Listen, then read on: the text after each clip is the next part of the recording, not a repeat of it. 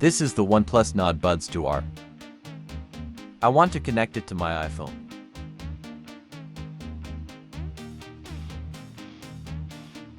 After turning on Bluetooth, the OnePlus Nord Buds 2R device is not visible on the iPhone.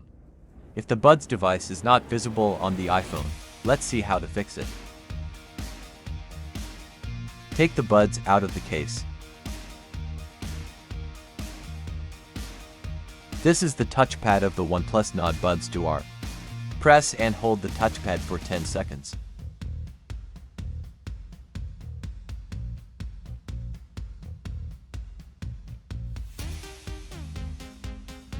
Now put the Buds in the charging case.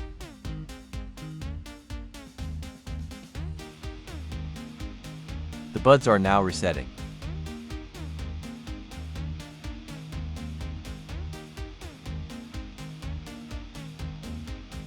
After resetting, the Buds device will be visible on the iPhone.